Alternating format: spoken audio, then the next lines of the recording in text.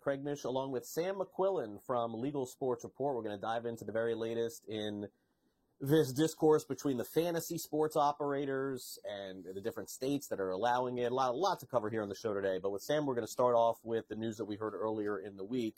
It is being reported that sports betting operator FanDuel, Sam, is getting ready to potentially make a bid to become the new face or the new rights holder as far as the naming rights are for a lot of these regional sports networks that are out there. For people who are unfamiliar, maybe you live in a place that has a regional sports network, and it's called Bally Sports, which took over, I believe it was 3 years ago, Sam. There's still a lot that's going on here. There's bankruptcy court involved. To me, it does feel like this Diamond Sports Group is just a short-term deal here, and they're going to be out. That's the way I see it eventually, unless they get some huge bailout from Amazon or someone else. In the short term, it seems to me, Sam, what Diamond Sports is doing is saying, hey, look, we got to pay these teams somehow. Let's get more money from someone, and it looks like FanDuel is the one that's willing to pony up and do it.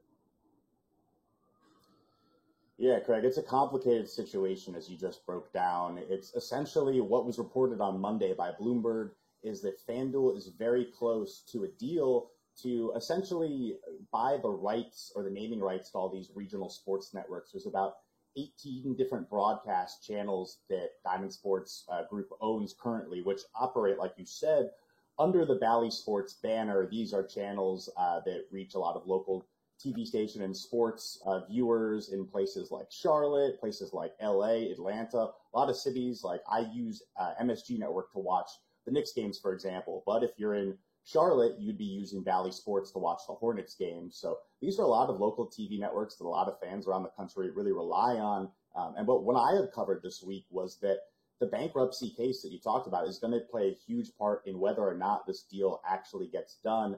I'm told by multiple sources that FanDuel, or anyone for that matter who would buy essentially the rights to these channels, would want to wait until that bankruptcy case is over so as not to sort of assume any debt that Diamond is taking on. Now, want to hit home here that they would not be buying Diamond Sports Group. They would be buying the rights to all these channels, which, like you alluded to, are still under a lot of negotiations with different leagues. Diamond is in a really messy spot right now as it sort of tries to balance getting out of this bankruptcy case. It has that hearing scheduled for late July. Whether or not they'll actually get out of that bankruptcy case, that's another matter entirely. And then also at the same time, they're trying to negotiate with different leagues like the MLB, NBA, and NHL, because a lot of the rights to the teams that they broadcast are up at the end of this year. So it's a big mess. As you know, it's caused some fans in local places not to be able to watch their games, really have no way to watch it.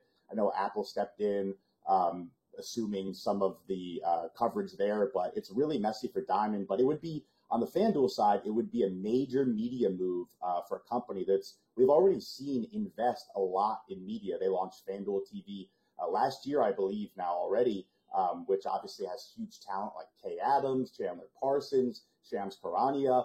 So they're really trying to move into the sports space, not just sports betting. So acquiring these channels, they would add about 37 team broadcasts to their arsenal, give or take. I'm told by multiple sources that it would not impact FanDuel TV programming immediately, but there would be a lot of opportunity for crossover or cross-selling between the two networks.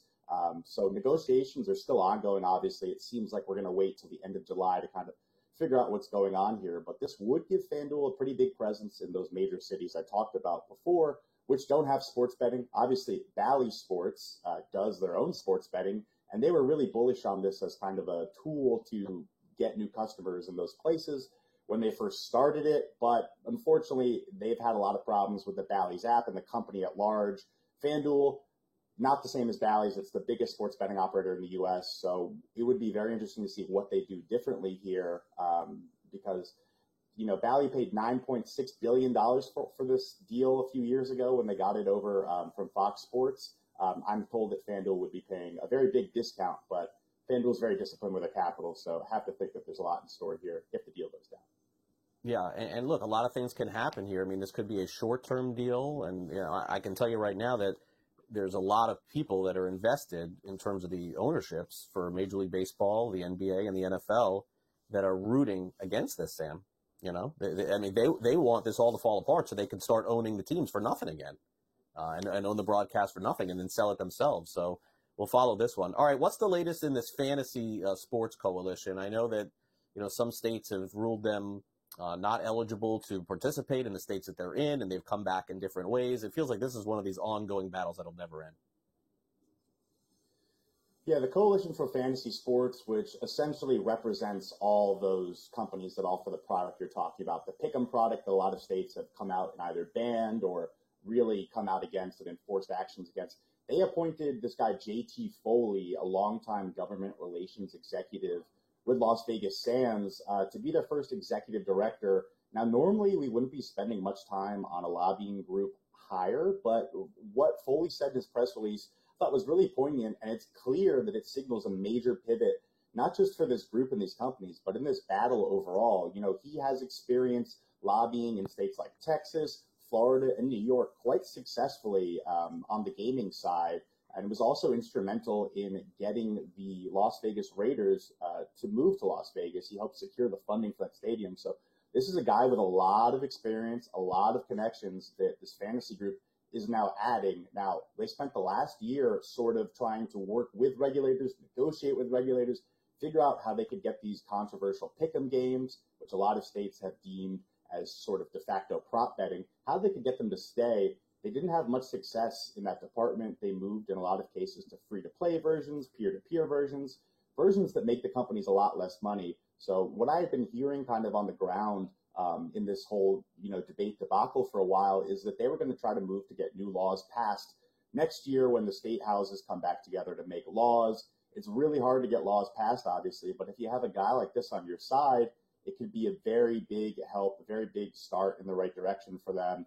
Essentially, regulators had been left up to them to figure out whether these products are sports betting or not. So now these companies are confident that, hey, if we get a law passed that says it's not sports betting, then the regulators will have their hand tied, we'll be safe. So this is sort of a major pivot and a lot yet to come for next year, but very big hire by this fantasy lobbying group for sure. Yeah, no, I agree. All right, let's close it out here. I know that you guys have been doing some research in terms of who is specifically betting on sports and the age groups they're made up of. And what did you find when you guys did this research? Yeah, I've got to shout out our data and policy analyst, Eric Ramsey, who just did a really great job deep diving into all these agency reports and financials from different sports betting companies, but found over the past 12 months that roughly 60% of all players and all the money spent on online gambling came from millennials, which was sort of surprising to me because I know there's a lot of the times when you talk about the money, it's older people betting or sharp bettors that I would guess would trend towards, older than my generation. Gen X was the most valuable customer base for operators, spending about $360 on average every month on the apps. But pretty interesting, too, when you talk about Gen Z, there's 57,000 customers versus baby boomers, only 5,000 customers per month. But baby boomers actually outspent them by about 20%. So while not a big customer base, it's still really valuable money-wise for them. Also very interesting, some things that he uncovered in the report is FanDuel pretty much accounted for half of all the money and half of all the customers in the space, while DraftKings is trending downwards with about 25% in each category. So usually we talk about them kind of competing 1 and 2, but it seems like FanDuel has kind of taken the lead over the past month. And then as well, talking about regions, FanDuel has been very dominant in the rest of the country. So it's a great report. You should go to legalsportsreport.com and check it out. All right, great article. As Sam said, legalsportsreport.com. They have it posted right now. Thanks again for coming on the show, Sam. We'll see you next week. Yep, appreciate it, Craig.